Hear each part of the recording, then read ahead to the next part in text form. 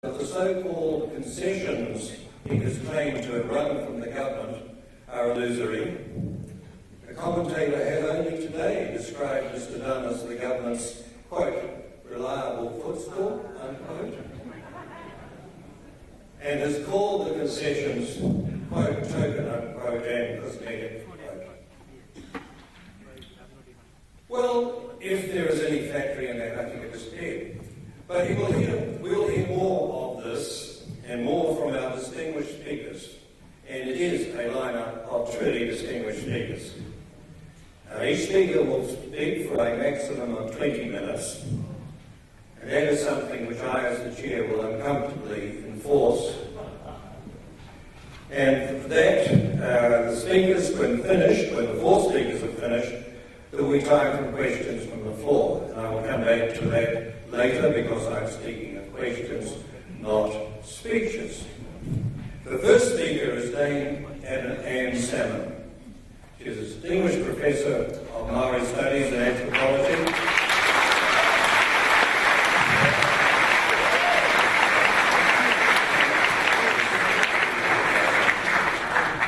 At the University of Auckland. She has written many books, some of which I would like to think all of which I have on my bookshelf at home. She's a Fellow of the Royal Society of New Zealand, an inaugural Fellow of the New Zealand Academy of the Humanities, a Fellow of the British Academy, a Fellow of the National Academy of Sciences, and was the first New Zealander to achieve that double distinction. In 2013, Dame Anne was named New Zealander of the Year for her work on cultural history. In all, Dame Anne is the most distinguished speaker, and we're fortunate to have her with us. Dame Anne.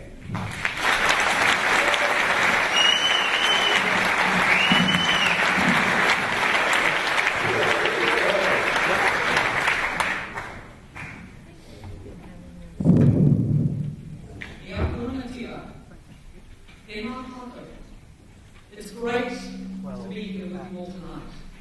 And I think it's a great thing that we're meeting in the Mount Albert War Memorial Hall, because it's one of those places that was built in memory of those who went off to fight for democratic freedom.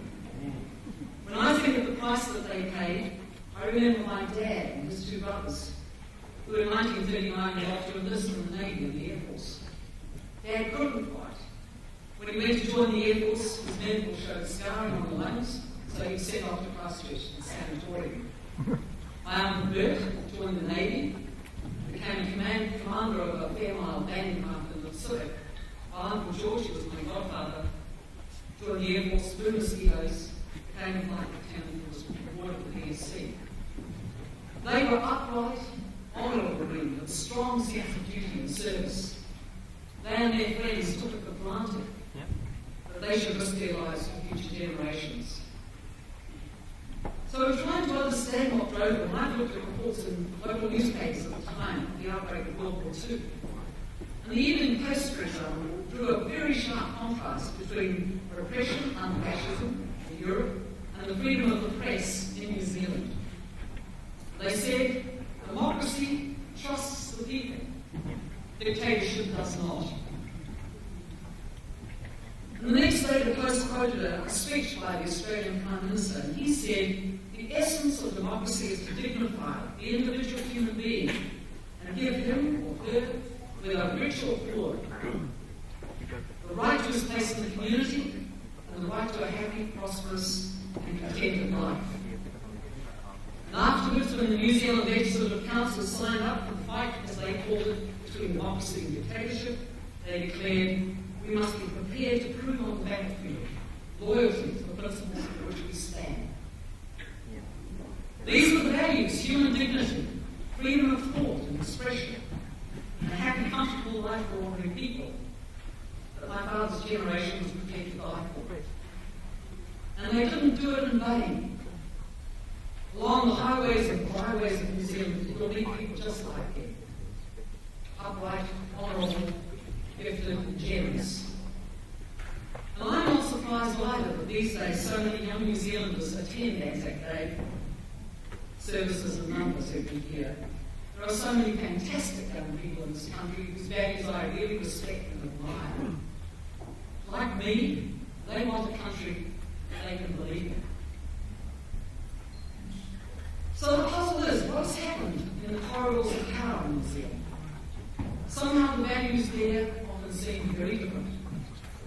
Over the past 30 years perhaps, some strange and curious doctrines, power hunting, superficially persuasive though, have been wafting out of the beehive.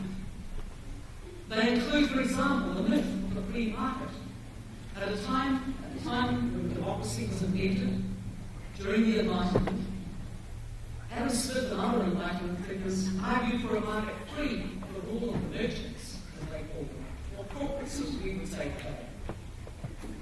In the name of the free market, however, in this country since the 1980s, I think we've usurped up the opposite. The capitalist group dressed up as free market van. And there's that myth too of the isolated, cost-benefit calculating individual. That's another illusion. Almost no one was like that, and if they did, regard them as a sociopath. So there's been this all-out assault on the idea of community, and the commons, and the public good. And this is why I think it's the true tragedy of the commons, so to speak, a concerted attempt really to destroy the idea of society itself, to demolish the notion that social relationships amongst us all really matter, and to undermine values like justice, truth, generosity and honour that guide us in conducting our political affairs. And this assault is not just cynical and amoral, but it's non-adaptive because our species is above all Homo sapiens. We're a social animal. Through language, we work together on complex tasks and pass on these skills to others. As human beings, we rely on each other for our security and prosperity. Participatory democracy, what we're talking about here tonight, builds on those strengths. For people from all backgrounds, as we've got in the hall tonight, take part in decision making, we can spark off each other, create new ideas and enterprises. And social relationships flourish along with the economy. Autocratic, extractive, highly unequal regimes, on the other hand, don't pass the test of longevity. Such nations falter, both economically and socially, and eventually fail. So I'm saying that this is why the idea of society, values like truth and honour, and justice and generosity really matter. Our forebears understood this, and if we want a free, prosperous, and exciting society to live in, we have to be prepared to stand up for it. It is threatened. Surprisingly, it seems that time is now. Over the past few months, a series of laws have been passed that threaten the rights of New Zealanders. This is a matter of such gravity that last month, the Law Society felt impelled to report to the United Nations that in New Zealand, and I quote, a number of recent legislative measures are fundamentally in conflict with the rule of law. Extraordinary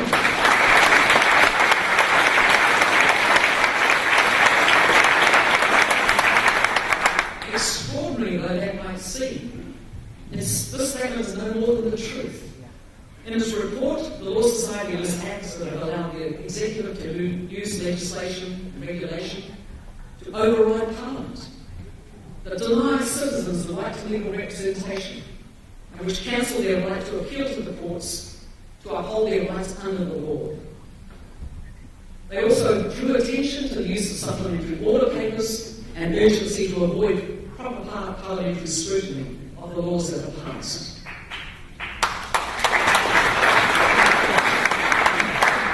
And in a way, this is frightening. They expressed their concern that a number of bills formally declared by the Attorney General to be in breach of the Bill of Rights have recently been enacted. When a body as authoritative and dispassionate as the Law Society feels forced to report to the United Nations that the government in New Zealand is acting in conflict with the rule of law, I think all of us need to be very concerned.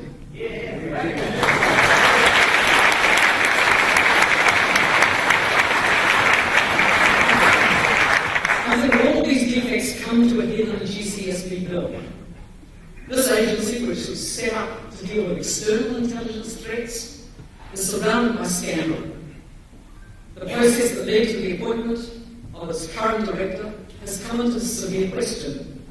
It's been accused of carrying out illegal surveillance of New Zealand citizens. Instead of putting matters right, this bill allows the GCSB legally to spy on New Zealanders, almost without limit, a kind of electronic McCarthyism. And the only effective controls really are in the hands of politicians. This is in breach of the Bill of Rights. It's been reported to the United Nations. And despite this, it's been dealt with under urgency. And when the Human Rights Commission raised concerns about its provisions, the Prime Minister threatened their funding. Where's the expertise on what they do in GCSB? What happened to the expertise instead of talking about us for last month or so? Where's the expertise? What they do? Where's the expertise? I'm not picking this up. It's not just blah, blah, blah. That's what I want to do. I think all of the authorities that have looked at this legislation carefully have argued that the GCSB bill ought to be shelved until a robust and independent inquiry into New Zealand's intelligence agencies can be carried out.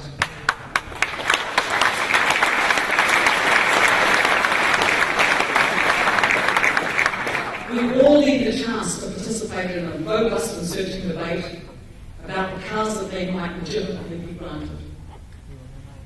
And as New Zealanders, you see in submissions, editorials, opinion pieces across the country, this bill has been almost universally condemned.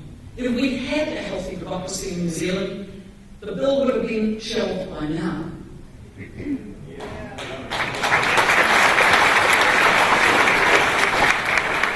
It will be, I think, an absolute indictment on this Parliament if it is passed. So I think, as Kiwis, we need to remind politicians from each political party, this is not a partisan political matter. From National, from Labour, the Māori Party, and New Zealand First, One, ACT, and United Future, a democracy is not a partisan political matter. As MPs, they are accountable above all to their constituents, not to their whips and their leaders.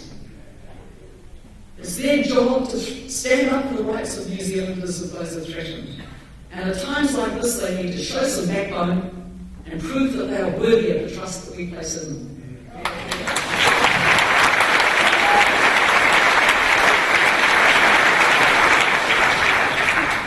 As for the Prime Minister and the Executive, I think we need to remind them that we send them to Parliament to represent us, not to rule us.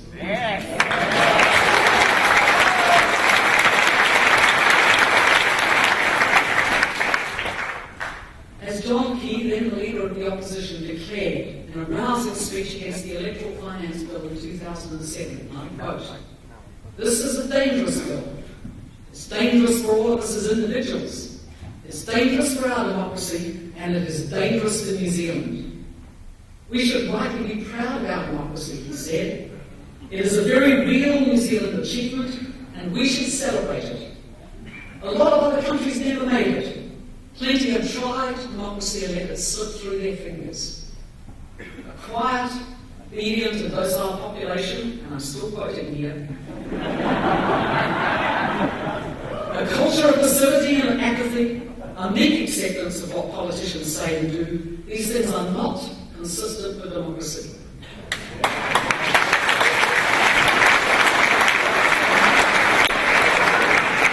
And I'm still quoting, "A healthy democracy requires the active participation of citizens in public life and public debate." Well, here it is.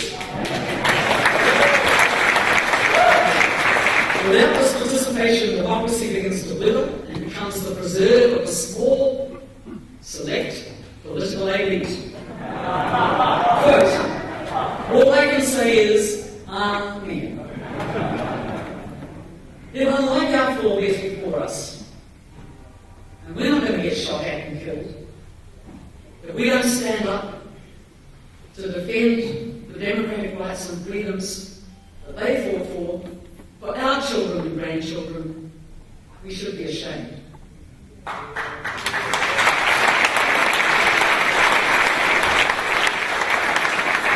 And in conclusion, I just want to say that we've seen from leaders like Mandela, and in our own history, people like Te Whiti and Tuhu, who when the guns were trained on parihaka, sent out children dancing and women with the poi. And in many ways, the victories, the moral victories won in this way, are the most enduring. So in closing, I'd like to wish us all so well as citizens of our country and hope for us all a bright future. And I'll end with a whakatauki in Māori. Kia hora i te marino, kia papapauna mutia te moana, kia tere ai te kā rohi rohi. May calm be widespread, the sea like greenstone, and may the shimmer of summer dance across our pathways. Kia ora.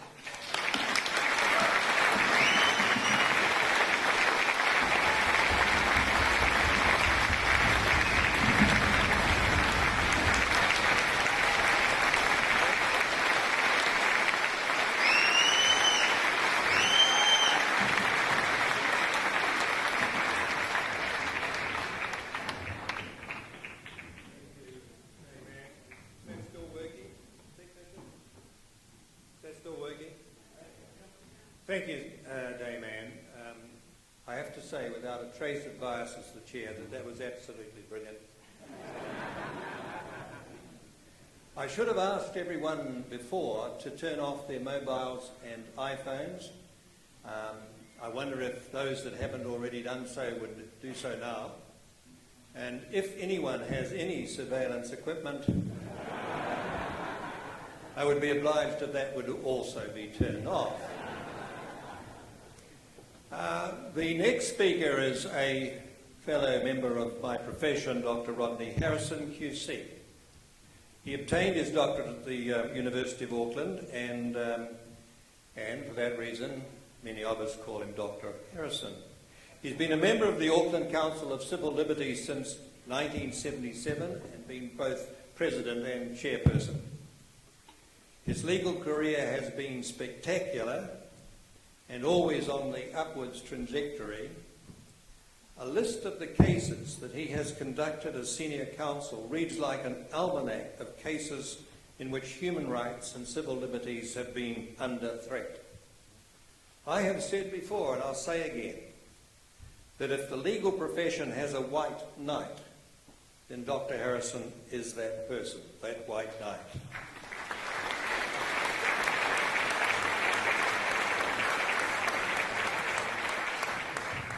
Well, it seems to me that he's left his steed behind, but welcome, please, the legal profession's white knight.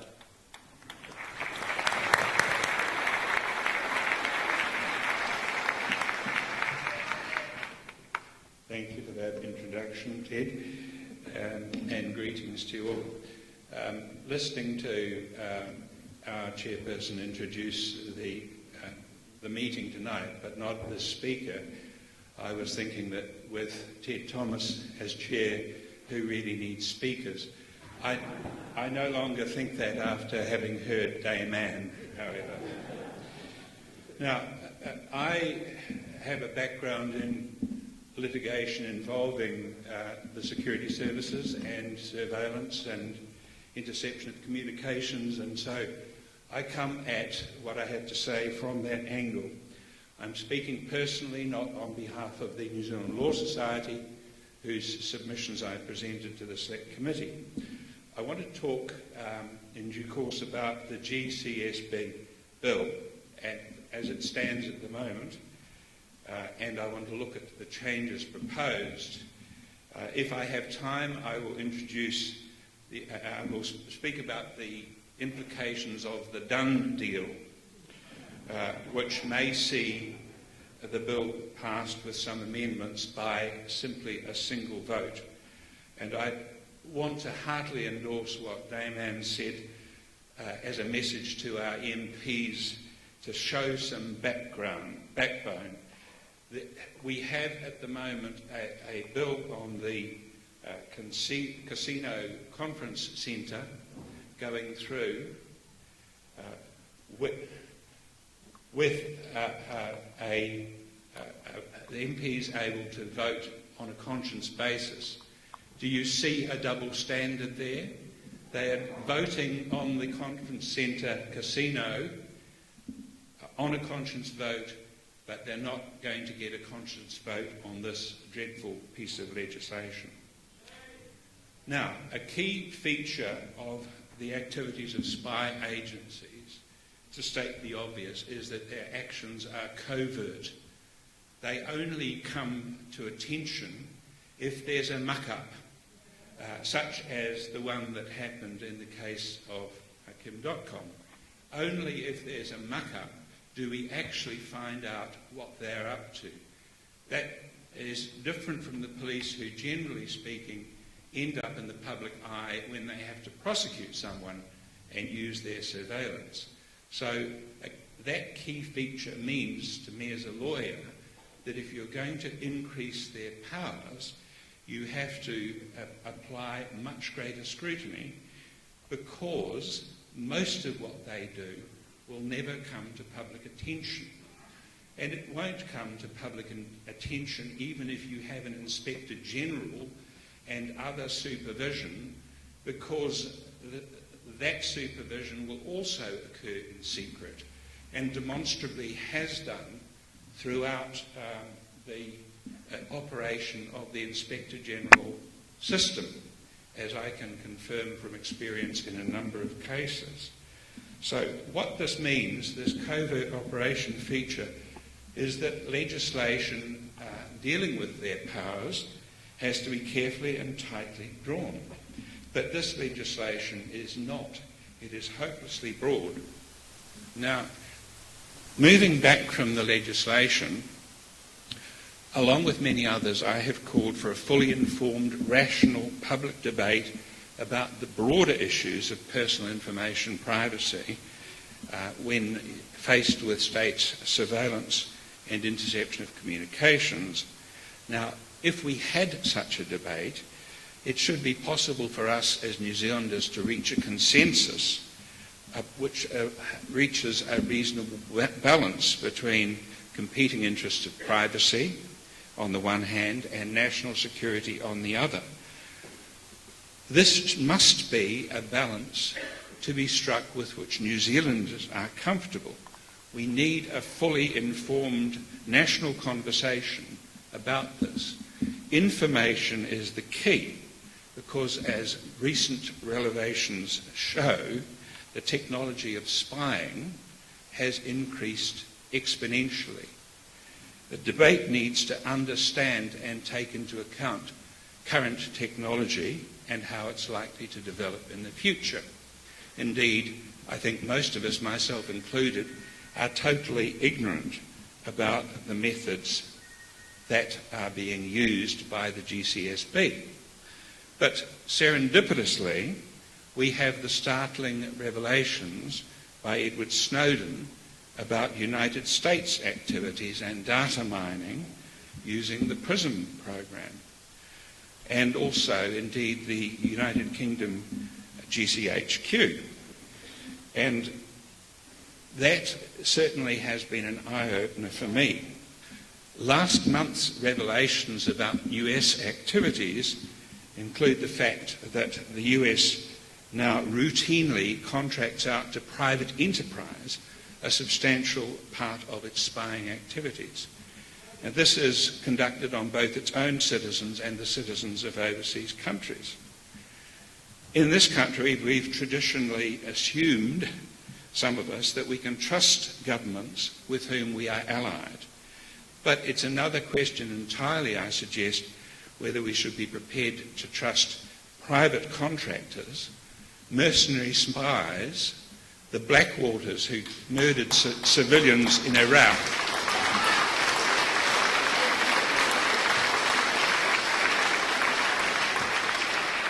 and Blackwater has reinvented itself as a security company on contract to the US government. Amazing. In this country, we should continue to be profoundly grateful for the dogged research and writings of Nikki Hager,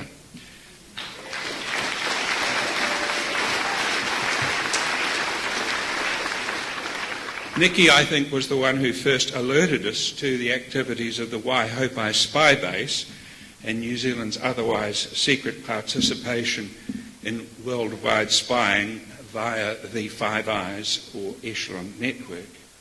Now, these are only a few pieces of the puzzle overall, but they give rise to some very real, concerning and unanswered questions about who it is and in whose interests our spy agencies, such as the GCSB, are spying for, and even more importantly, who they are spying on. Now, the bill would authorise more spying by the GCSB on New Zealanders, but we're not even told this basic fact, whether the proposed regime under the bill, with its very limited safeguards, applies to the spying operations of the Waihopai base. Does anyone actually know that? I don't. I consider it a virtual certainty that operations at Waihopai are tacitly treated by government and the GCSB as an operation of the USA and other security partners not covered by the New Zealand legislation. In other words, much of this debate is probably barking up the wrong tree. In reality, there's a whole lot of other stuff going on that we simply have no control over. Now, I'm going to tell you a little bit in the time available about the three new statutory functions that the bill would confer on the GCSB. When you think about these problems, what I think and suggest you should ask yourself is precisely what spying activities are to be engaged in pursuant to the particular function. In concrete terms, what kind of surveillance, interception of communications or harvesting of data, for whom and for what purpose, will occur under any particular function. It's not only New Zealanders who are denied that information, the MPs who are supposed to debate the issue are in ignorance as well. How can we make laws like that?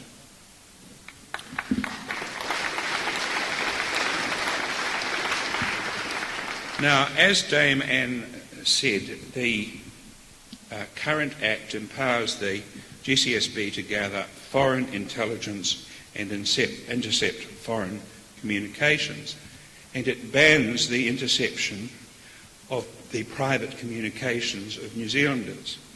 By contrast, the bill repeals these limitations and confers three new functions. In short, one is information assurance and cyber security in relation to communications and information infrastructures, all very vague, broad concepts. Second is information and gathering and analysis in respect of foreign persons and foreign organisations. And the third is cooperation with other agencies to facilitate their functions, in particular the police, Defence Force and the SIS. Now, these are very broad functions, and there's no longer a prohibition on the GCSB gathering intelligence about and intercepting the communications of New Zealanders. There's a partial restraint in the bill, but it only relates to one of the three functions. The other three functions, the other two out of the three I've mentioned, it's open slather on New Zealanders.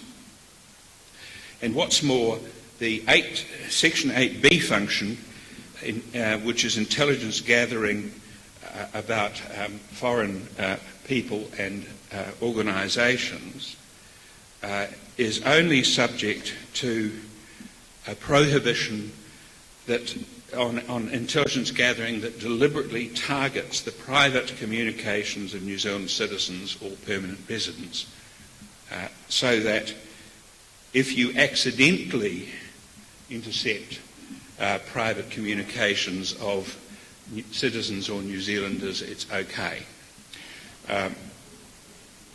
It's only if you target those. Now, every communication, every electronic communication will have at least two parties, probably going through an overseas server. So where does that leave us? But in any event, the protection is only in relation to a private communication.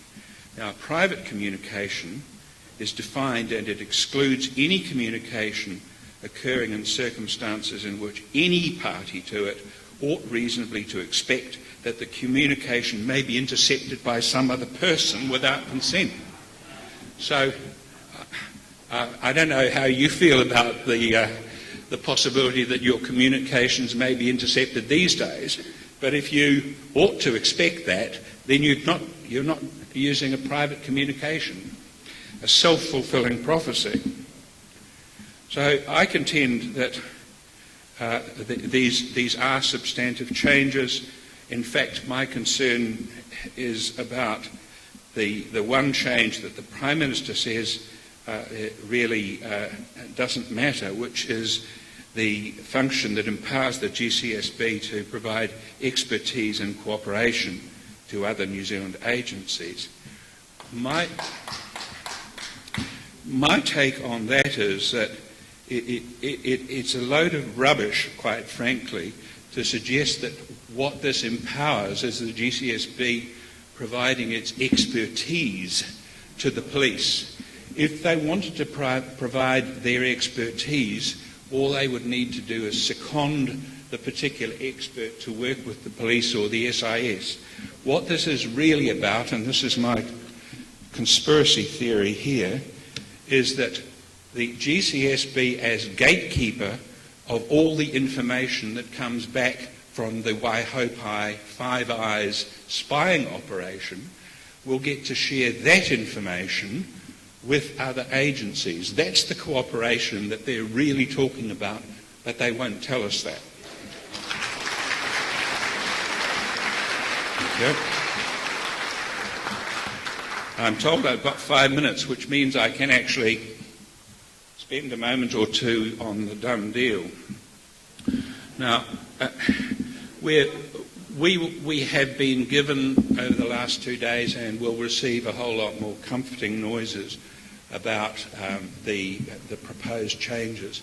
None of them are substantive. All of them, in my view, are window dressing. The Inspector General is going to get two little helpers.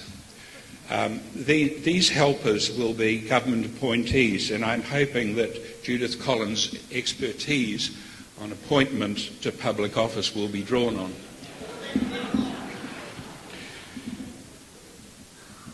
In any event, the point I would make is this. You can have as much oversight as you like, whether it's by a parliamentary committee or an Inspector General, but if the powers are loosely framed and if the activity is authorised, the oversight is meaningless.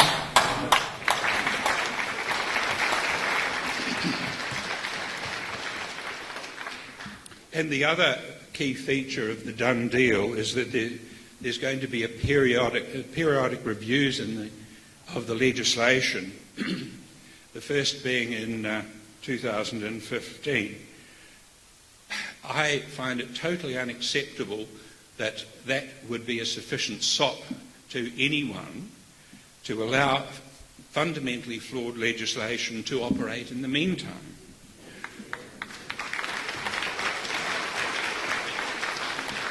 And history tells us, doesn't it, that once enforcement agencies and spy agencies are clothed with power, it's never taken away from them, it's only ever increased in the future.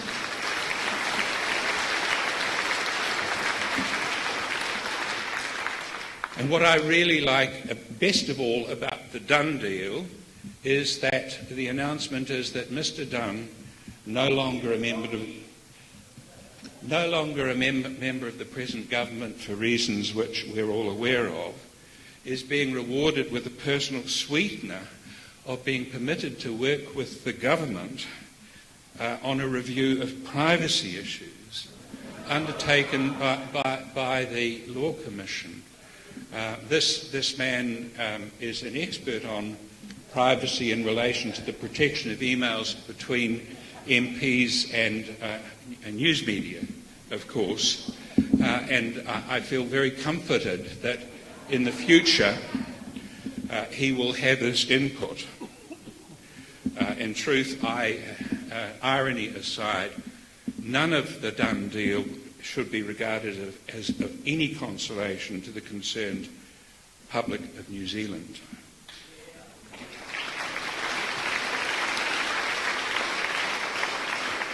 If Mr Dunn's vote alone now provides the necessary bare majority for the passage of this rushed, ill-conceived and downright dangerous legislation, I say our democracy is seriously in danger.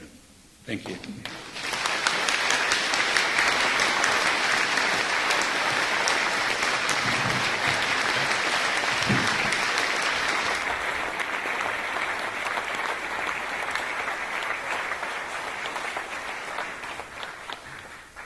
Thank you, Dr. Harrison.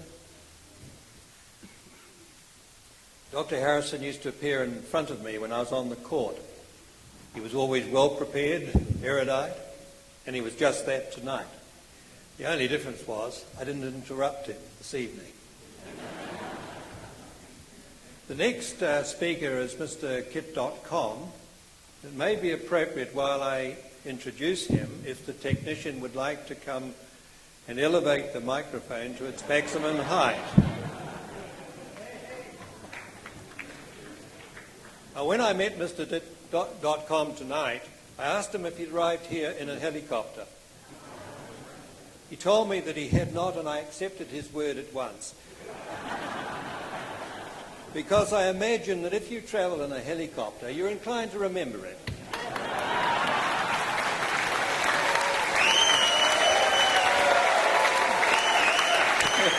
Like that one. Well, we all know that in 2012 the police raided Mr. .com's home and his family and his privacy and his possessions, and that we know was illegal. Now he's fighting the government's attempt to have him extradited to the United States.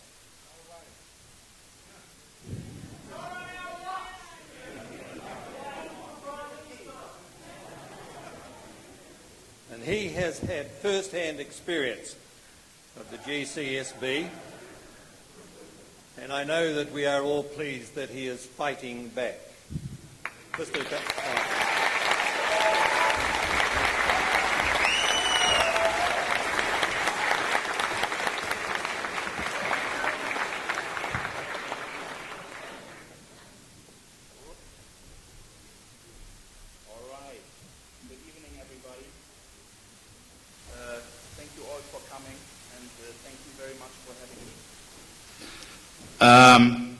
This is good. All right. Did you hear what I said before? Just good evening. And thank you for having me. So I'm living and breathing example of why the GCSB must not be given greater powers and limited accountability. My life and business have been destroyed unlawfully thanks in part to the illegal conduct by the GCSB. When the illegal surveillance of my family was exposed, the first response from the government was dishonesty, followed by an attempted cover-up. What can New Zealanders expect from the GCSB when rules are broken without any penalty or consequence?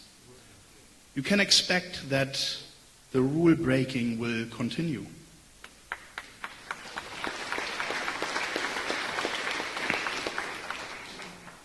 What imaginary threat to New Zealand is keeping Prime Minister John Key awake at night? What is the emergency that should necessitate such a radical termination of our basic rights and grant the government more powers to spy on us. New Zealand is a safe country without a direct terrorism threat. An X factor.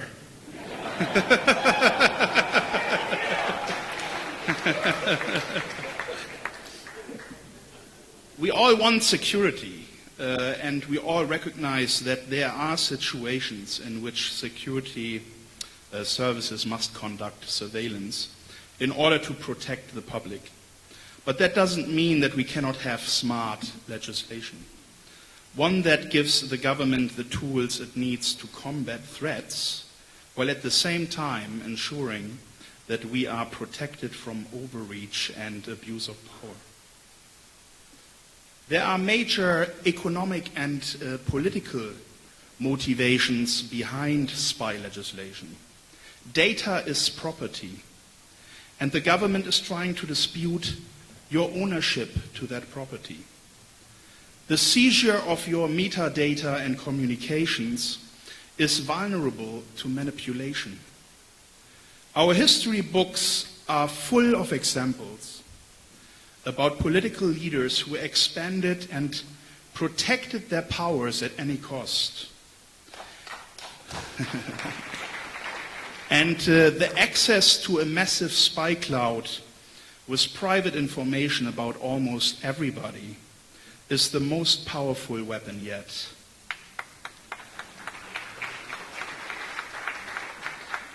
The potential for blackmail of political opponents and even judges is frightening.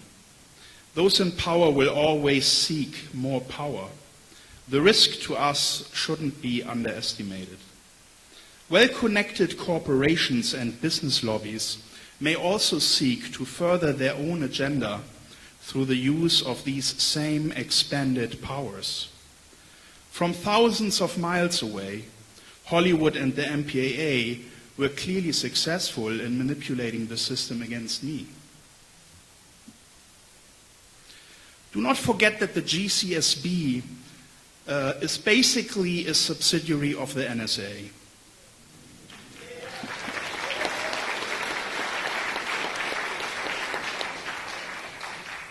As part of the Five Eyes spy network, New Zealand is feeding data into the NSA spy cloud and is also extracting data from it when they need it. And in the absence of any specific security threat to New Zealand that would necessitate the GCSB spying on its own citizens, there is reason to believe that this bill is being handed down as a dictate from Washington.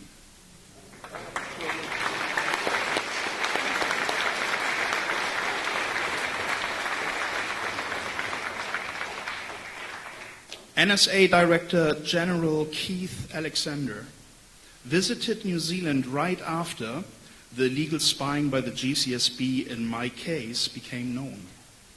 And during a stay here in New Zealand, he brainstormed with the GCSB what to do about the scandal. I assume that only an American general could have had the idea to push for new spy legislation granting incredible new powers to the GCSB under such circumstances. Several other members of the Five Eyes Alliance have pursued similar expanded powers despite the illegal abuses of the NSA revealed by whistleblower Edward Snowden.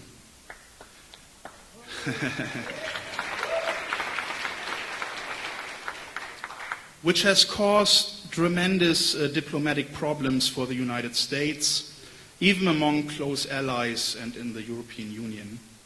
New Zealand should not try to imitate the mistakes made by the Americans.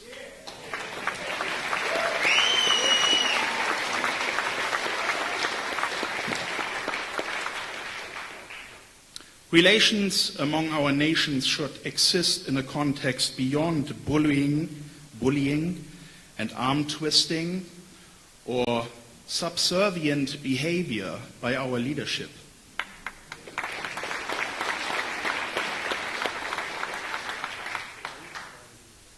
New Zealand can still choose to be a free and independent country. The current GCSB amendment bill does not contain sufficient checks and balances on the agency. While these issues will be examined in detail and with greater expertise by the Law Society, there are clearly flaws that pose a great danger to the nation. This legislation permits excessive spying on citizens, period. Most New Zealanders can acknowledge that there is a cultural problem within the GCSB. They appear to view themselves as above the law.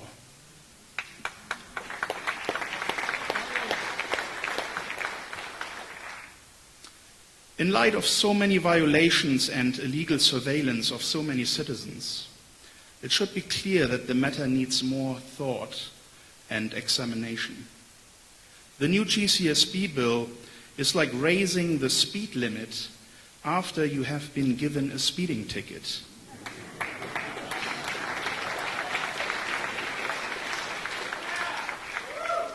And it doesn't mean that the GCSB won't be speeding again. There's a question of trust at stake here. Do we trust the government to protect and respect our rights and privacy despite these expanded powers, or don't we? I do not believe we should be forced to make that kind of decision. The reason why democratic nations have rights to privacy, the presumption of innocence, and freedom of expression is that we cannot know what kind of future leaders we may have.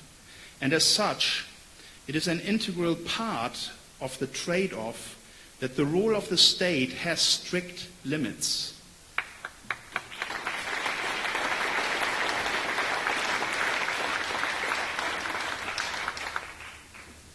That bargain, the core of democracy, appears to be breaking down.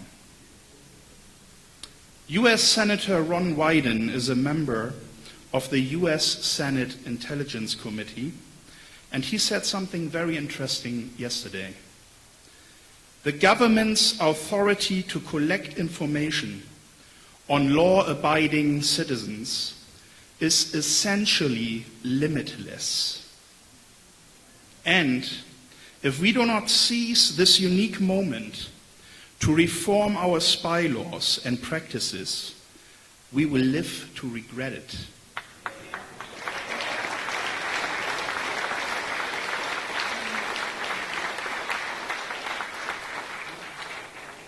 The combination of increasingly advanced technology with a breakdown in the checks and balances that limit government action could lead to a surveillance state that cannot be reversed.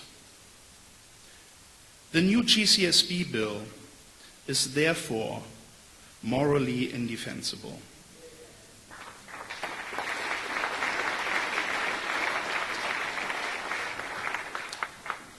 I would go as far as saying that I think it is more dangerous to New Zealanders than any national security threat.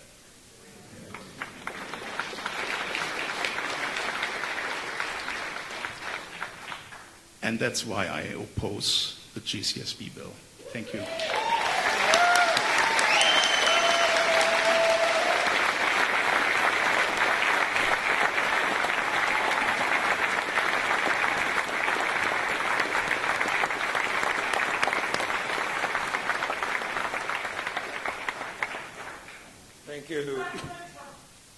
Thank you, Mr.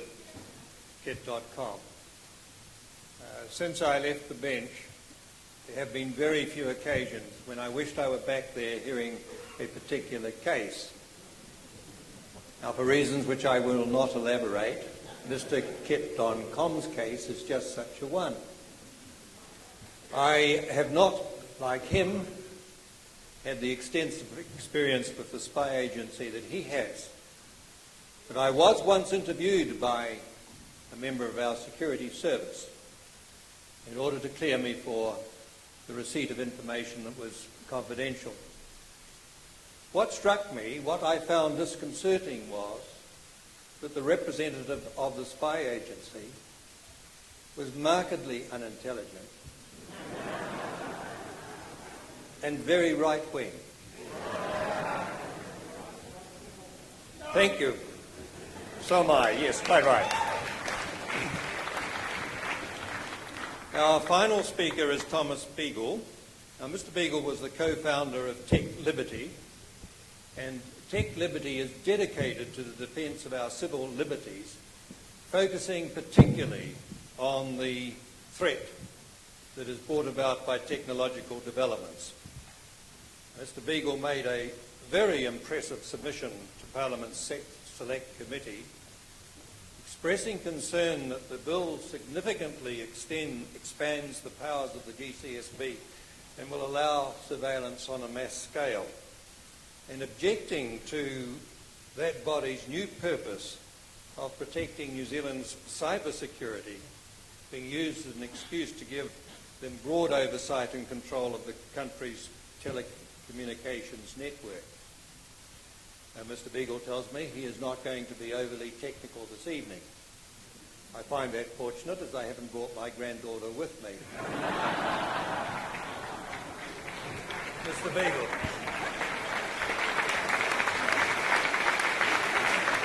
Yes. Good evening. Good evening. Thank you all for coming. It's amazing to see so many people here. As we've heard, I'm from Tech Liberty, we're a group dedicated to defending civil liberties in the digital age. And I want to start by explaining what that means in the context of this bill. Can we do it up, please? Yeah. Okay. Can we turn it down?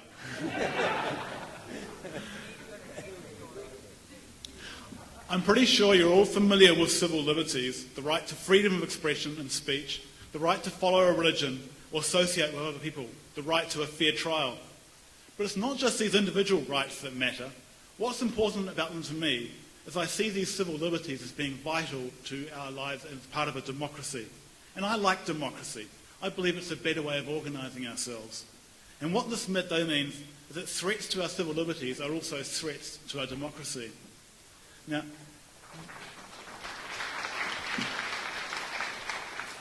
the other half of our group's name is Tech, for technology, and that's the source of this latest threat to our civil liberties. Communications have gone digital. Voices, text, email, video chat, blogs. Behind the scenes, everything is processed and stored as digital data. Now, what does this mean? It means the key point is that computers are very good at handling digital data. We can store huge amounts of data very cheaply, we can send it anywhere in the country very quickly, and we have sophisticated tools to process it. These advances in technology provide the foundations of the mass surveillance state. Indeed, once this new technology got cheap enough, it was kind of inevitable that people would attempt to use it to create that. The GCSB bill and the issues around it are not unique to New Zealand. We've all been hearing about what's been happening in the USA, the United Kingdom, Germany, France, Australia, and so on. We wouldn't want New Zealand to be left behind, would we? Well, in this case, where keeping up means mass spying on our own people, I'd much rather be left behind.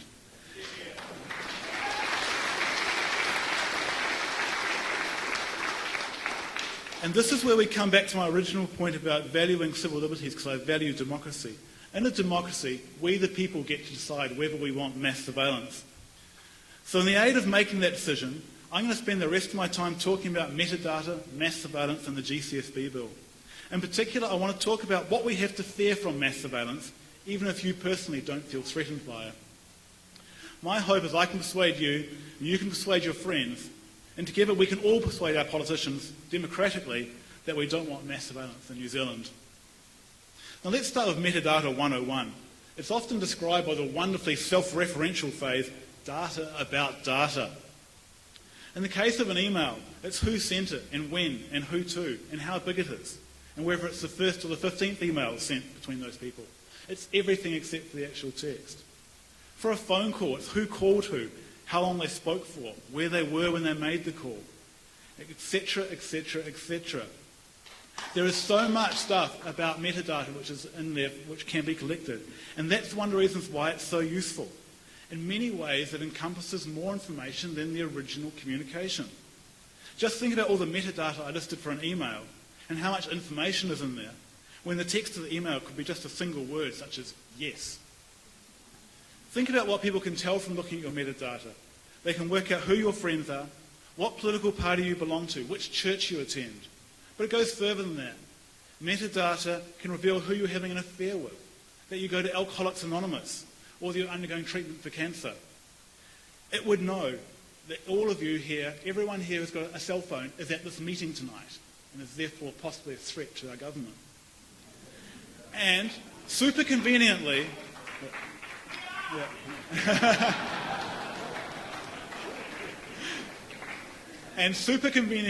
metadata is already in the right format for computers to process it.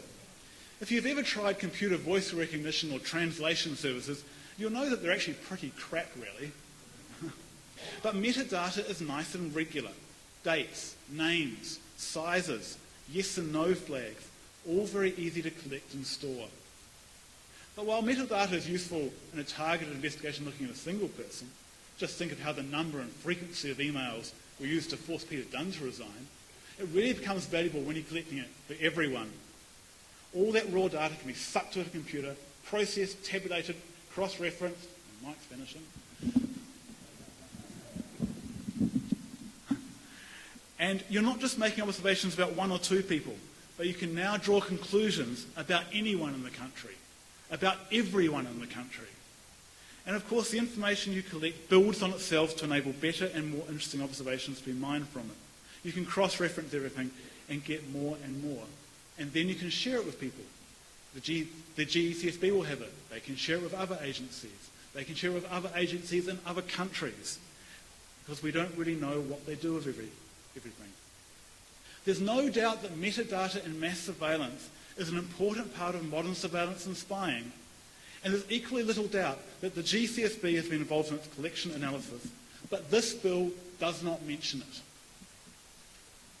But when you look at the bill, you can't help feeling that it looks as though it has been designed to allow it. In particular, the potential for broad warrants and access authorisations in Section 15A. A chairman is a man of many talents. Access authorisations in 15A 1B that allows the Bureau to access one or more specified information infrastructures. The sentence seems designed to have your eyes defined in the bill. You realise that what they're talking about is it includes every form of electronic communication and the metadata associated with it, authorization to get it. In other words, there are no targeted warrants there. Now, we've all heard that Peter Dunn has sold us out and we're voting for the bill after getting some minor changes made. However, even with these changes, the bill still doesn't mention anything about metadata or mass surveillance. There are no new controls, no new limits, nothing that says this problem might be fixed. All there is a vague promise of a review in the future, which is, to me, basically worthless. Now, I hope this gives you all an understanding of what metadata is. But you might be sitting there and thinking, so what? Why should I care about that? I've got nothing to hide. And it's only the intelligence agency seeing it. What's the problem? It's a common question, and it's one that's really hard to give a soundbite answer to, but I've got a bit more time here, so I'm going to give you 5 answers. First, I'm going to start by explaining some of my own reflexive dislike of the idea. I'm kind of old-fashioned. I like the idea that democratic government exists to serve the people and that it should get out of the way as much as possible. Our default position must be that any intrusion into our personal lives must be as minimal as possible, and even that must be justified as being necessary and reasonable in a democratic society. In theory, the police operate this way. They don't watch us all the time. They basically will, something will raise their suspicions, a crime will be reported, and if they need to, they can go to a judge and ask for permission to surveil us. And I don't think that's unreasonable. But mass surveillance is different. Mass surveillance works on the theory you need to watch everyone at all times because you can't tell when you'll need it. Mass surveillance believes that anyone can be a threat at any time. Ultimately, mass surveillance is what happens when a government is scared of its people.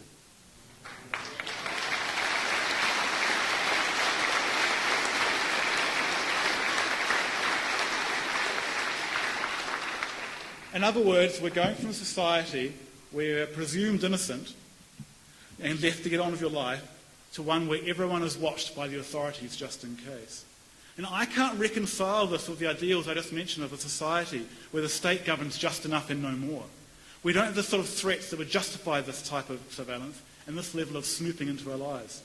So my first answer is it's not my job to show why we don't need this. It's your job to prove that we do.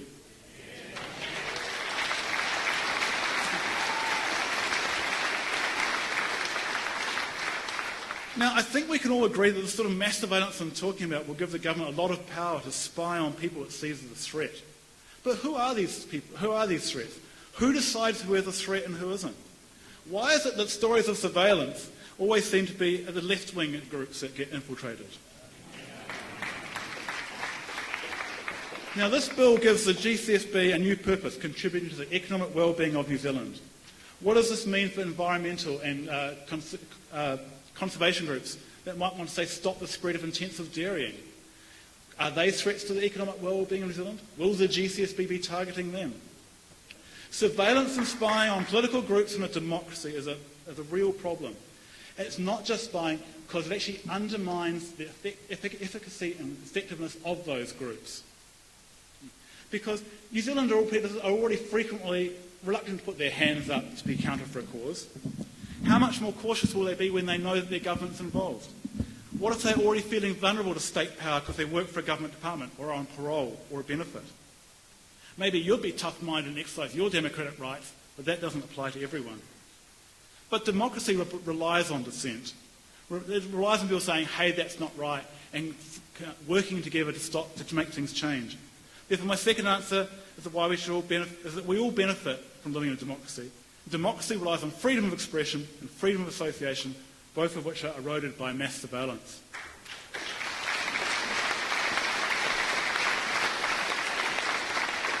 Now, I'm going to have to speed this up, so I'm going to run through these a bit faster. You're all clapping too much, I'm sorry. It's always tempting to respond to the I've got nothing to hide people with a response, you must be pretty boring then. But sadly, it's not very helpful. Now, privacy appears to be a normal human need, and it's not things that just are illegal. It's because we protect our inner thoughts, the intimate details of our lives. Not because we're ashamed, but because they're private. There should be a word for the discomfort you feel when someone knows something about you they'd rather keep hidden. Just knowing that someone else knows, that they could tell, gives them power over you. What if it's the government that knows? Do you feel that just a bit less reluctant to rock the boat? And it's easy for someone like me who is white, male, middle class, sufficiently affluent and generally boring to talk about how I've got nothing to hide. But what about people who don't feel as safe and secure as I do? When you give up your privacy by supporting mass surveillance, you're also giving up the privacy of everyone else in society.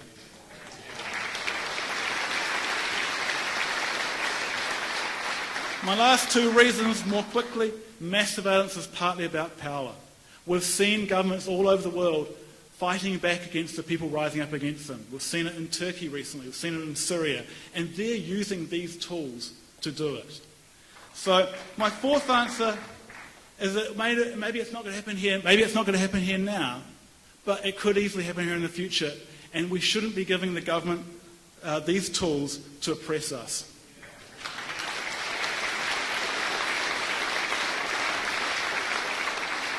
And my final answer is that I've actually been arguing so far against the best case, against the idea that mass surveillance will actually work and be done well. But really, does anyone here have faith that a government program can be executed with 100% efficiency and no errors? Does anyone believe that the bureaucrats who run these programs operate with 100% integrity and can't be corrupted? Of course no one believes it, because it's not true. Well, you just look at the papers for last year and you'll find enough examples. So my fifth answer is that mass surveillance gives a powerful tool to be used to ruin people's lives to a group of unaccountable bureaucrats who are only human with human failings. Now, I hope that at least one of these reasons resonates for you. But even if they don't, even if you still think you'll be safer with the government watching over you, I think there's one more thing we need, and that's we need clarity. So even if this bill goes through and it's all these horrible laws, it should be clear about it. It should be saying we are going to spy on you, because that's what it's designed to do.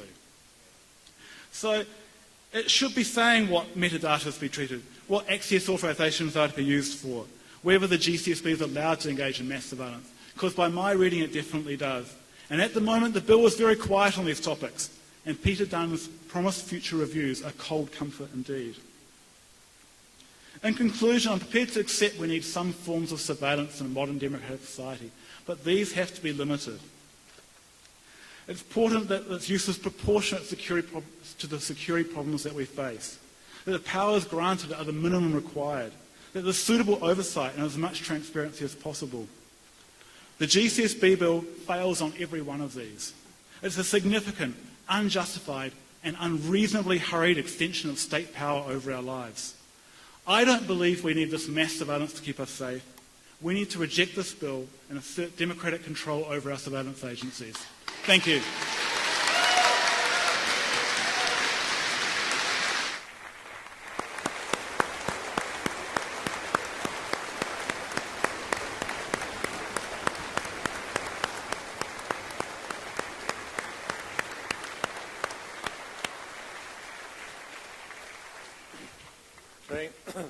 Thank you. Not us, I hope. You're not referring to us. Thank you, Thomas Beagle. Spoken, I think, with passion and perception, and very much appreciated. I doubt whether anyone who came into the hall this evening was yet converted. I say that with a fingers crossed. They certainly will be of the mind now that this is a dangerous and iniquitous bill that has to be stopped. Now we have time for questions. I have been through many question sessions, and I have found that the best question sessions are those where those who rise to speak ask a question and do not make a speech, who are pithy and to the point.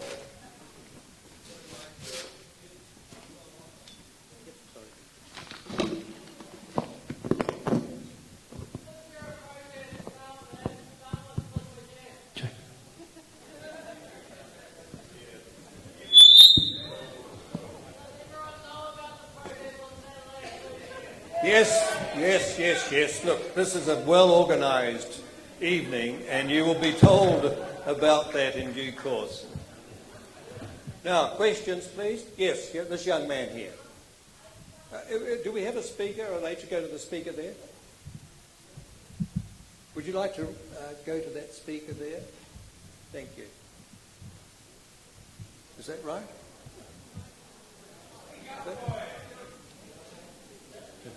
He's just getting the mic, if you wouldn't mind waiting a minute. Check. Does that work? Okay. Jane, have a look at that. Here he is, right beside you. I was wondering if it could be possible that the government are setting up like sort of a cloud that every person in the government could access, but also if people have the right equipment, they could access information about us in terms of hackers. Like, yeah. Very good question.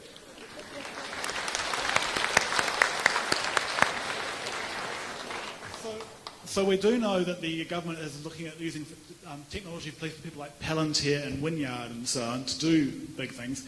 But we also know that overseas there are examples of systems which are used to monitor people then being hacked by people and invaded. So it's actually entirely correct that by collecting all this information we're actually making ourselves less secure.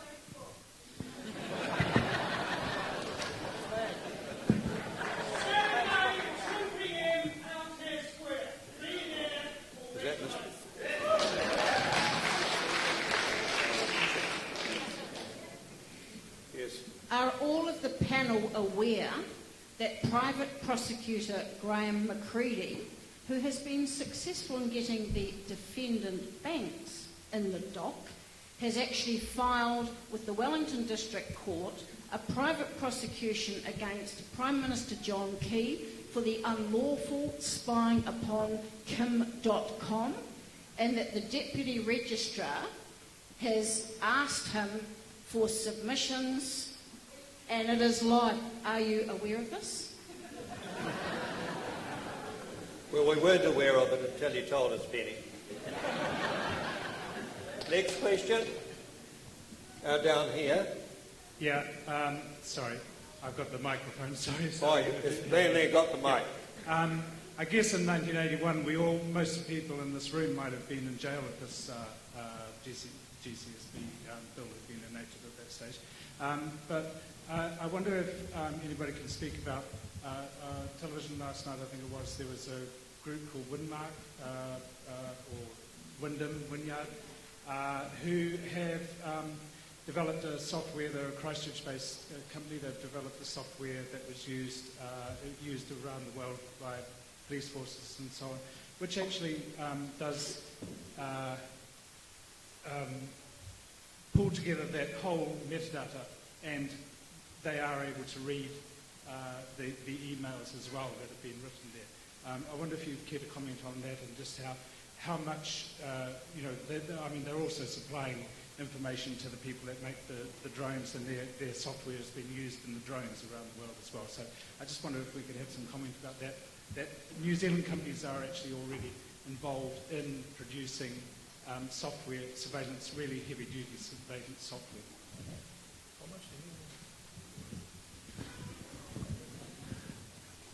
You're entirely correct. We all know that the military-industrial complex is big. It's great to see New Zealand companies getting some money from the USA. It's just pity they're doing evil to do it. I have this gentleman down here. Just a sec, Ted, if I may say something. Ted? I think underlying a couple of these questions is this point, that the GCSB legislation contains itself no controls on the use to which collected data can be put.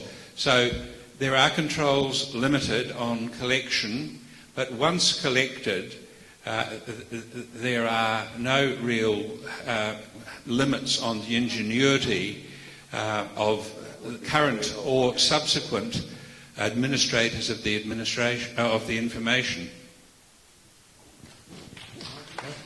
Hello. I just have a question. Just a moment. I think it's really important for everyone to understand the difference between metadata and bulk data that is being stored. So metadata is really just a 3D image of your life. It's like an architecture, like a house. They know exactly where you go, they know who you talk with, and all of that. But what they also store is all your communication. And this is where it gets interesting.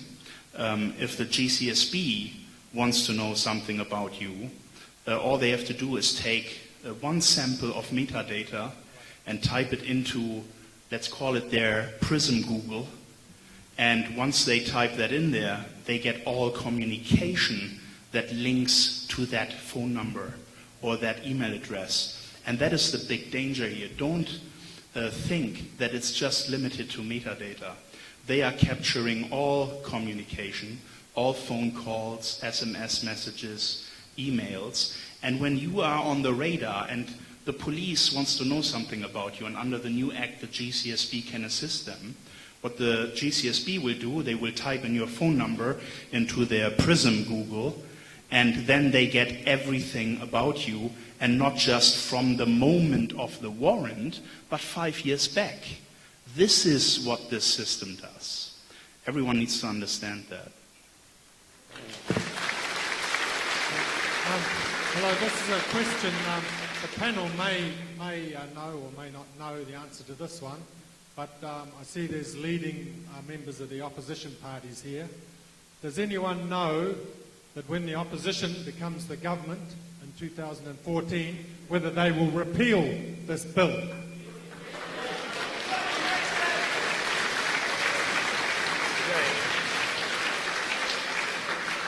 Jane, down here. Jane. Down here.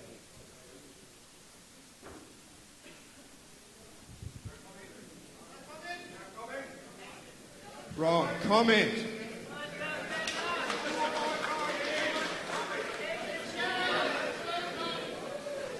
Sometimes you have issues where you feel your ancestors fluttering around the ceiling. And the Labor Party has a proud tradition of taking on evil and iniquitous legislation, whether it's apartheid or nuclear weapons or other things of that nature. Our leader has committed to a thorough review of this legislation. And based upon what we have heard tonight, I personally, and I'm sure my caucus colleagues, would be of the view that this legislation must not, will not, and cannot stand.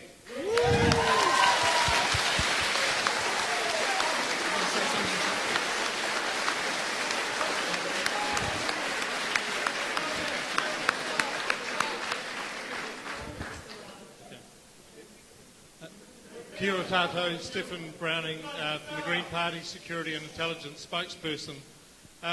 The Green Party clearly opposed this bill as well, and the Green Party's got a huge history of protesting at Waihopai, and I would have a question after. Will any and all of you maybe join me 2 p.m. on Sunday at Waihopai Spy Base? We'll carry on protesting this. We think this bill is a total sham. We think this bill needs to be stopped in its tracks until a full inquiry into all the security services go ahead. I think you can count on us for opposing this, and in the future, if we're part of a government, we'll be making sure that their security services are not intruding into your privacy in a way that you don't expect. Thank you. Ted, can I say something? One moment, please. Please, before you speak, catch the eye of the chair. Dame Anne wishes to say something. I would just like to say that asking that the bill should be repealed assumes it's going to be passed. And I believe that if this Parliament is indeed a democratic institution, and our MPs from whatever party, including National, including ACT, and including United Future, are truly responsive to their duties to represent their constituents and to uphold their democratic rights and freedoms, then they should not vote for this bill. They should not support it. The bill should not stand even next week.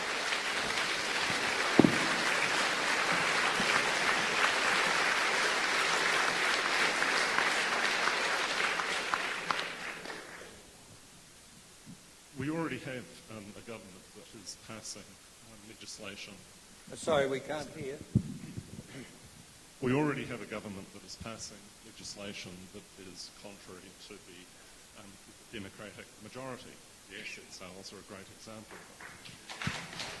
This legislation has been passed. This legislation has been passed as a result of the rubbish in the middle of our political system. The parties with actually very little connection with the democratic views of our society. My question is it time for a third major party in our Parliament that will represent the rational opinions of Centre New Zealand? Opinions that are considered, researched and balanced. The sort of opinions that I've heard being represented here tonight.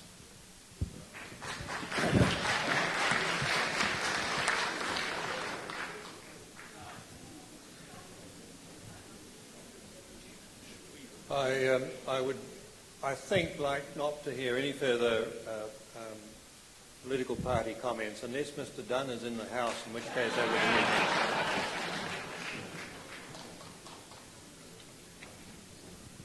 Where are we, Anne? Jane?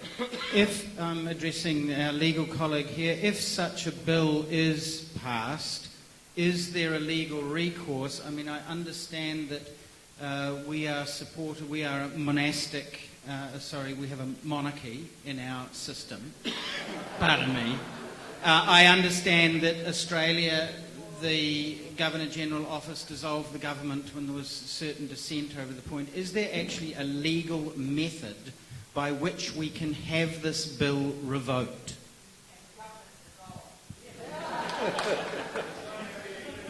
Rodney, do you want...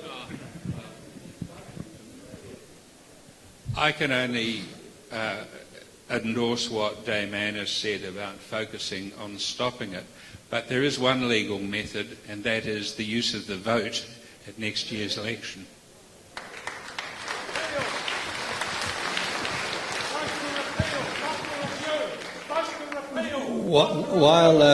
While supporting what Rodney Harrison has just said, I'd like to add that the opposition to measures such as this should also extend to any legislation which seeks to restrict the access of the citizen to the courts. Now, that has been done in recent legislation. It's obnoxious, it's undemocratic, and it's foul, and it should not be allowed to happen. And I very much fear in response to what you have said, that if it should come about that this legislation is passed and there is some indication of illegal resistance, then we will have a provision in the bill, a new bill, amendment, which will seek to restrict the access to the courts, and that should not be permitted to happen.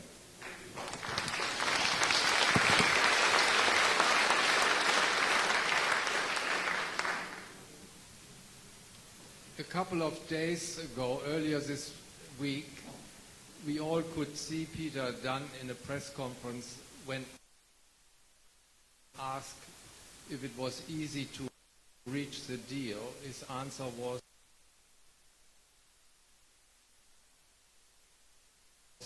easy.